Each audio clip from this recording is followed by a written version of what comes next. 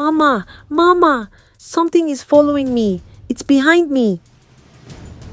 Nuru ran as fast as her legs could carry her. The clay pot in her hands was shaking, spilling water all over her. Her heart pounded like a drum.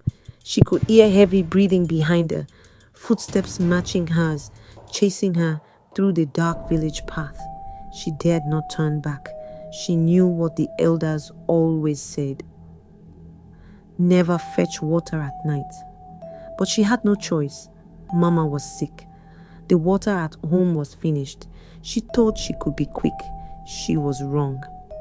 Beginning, Nuru was a 14-year-old girl living in the small village of Kuru. The village was surrounded by a dense forest, and at its farthest edge stood a deep, ancient well. This well was the only source of water for the villagers, and it had been there for as long as anyone could remember. During the day, the villagers would go in groups, laughing and chatting as they fetched the water. But once the sun went down, no one dared to approach the well. It was forbidden. The elders had warned everyone. Never fetch water at night. But no one ever explained why. They only said, if you value your life, stay away. For as long as Nuru had lived, she had followed this rule. She had heard whispers of old stories, of people who had gone to the well at night and never returned. But no one ever told her what really happened, until one fateful night. That evening, Nuru sat beside her mother, placing a wet cloth on her burning forehead. Mama had been sick for 2 days, her fever worsening. The little water they had left was not enough to cool her down. Her mother's weak voice broke the silence. Nuru, please, I need water. Nuru bit her lip. She knew what the elders said. She knew the rule, but Mama needed her. She couldn't let her suffer. With a deep breath, she took her clay pot, wrapped a shawl around her shoulders, and stepped outside. The air was cold. The village was quiet. Only the distant hoot of an owl broke the silence. Nuru walked quickly, her heart pounding with each step. The path to the well stretched before her, dark and eerie under the pale moonlight. As she walked, she could feel the weight of the darkness pressing around her. The trees swayed gently in the wind, casting long ghostly shadows on the ground.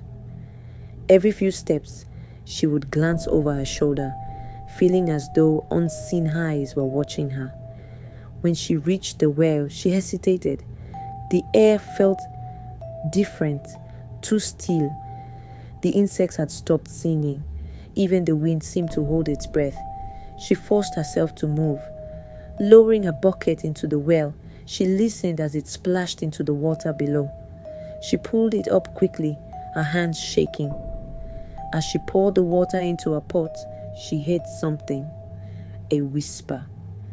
It was soft, barely audible, but she heard it. Nuru. She froze, her breath caught in her throat. Who called her name? Her eyes darted around the darkness.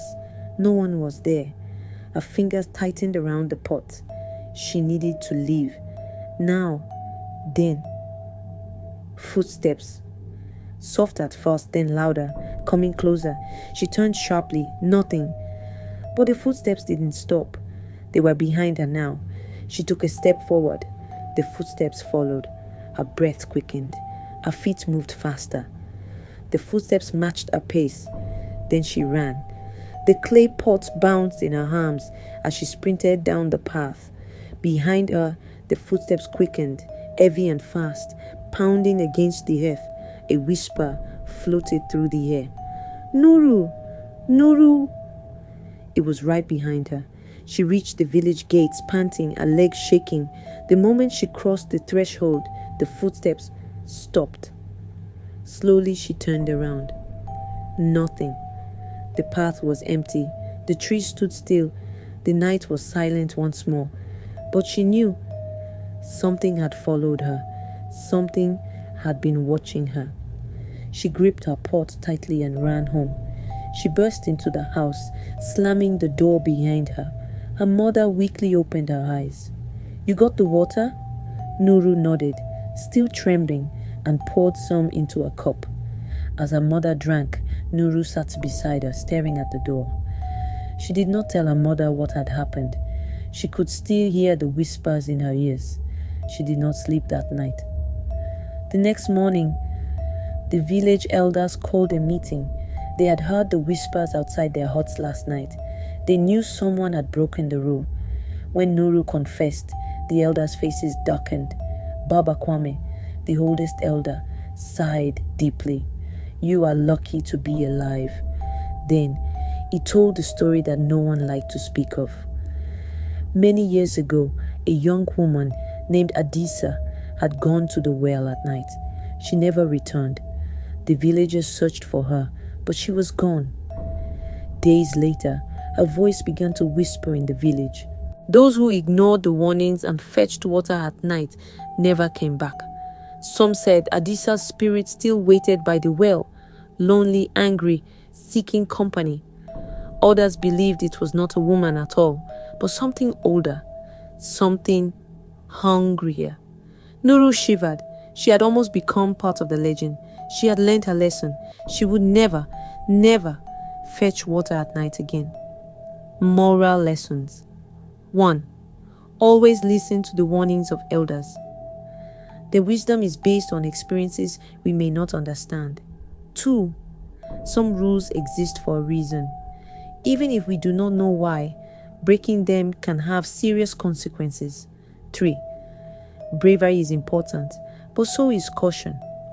Nuru wanted to help her mother, but sometimes courage must be balanced with wisdom. 4.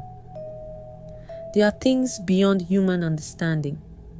Not everything can be explained, but that doesn't mean it isn't real. Nuru's story became a lesson for future generations. The rule remained firm.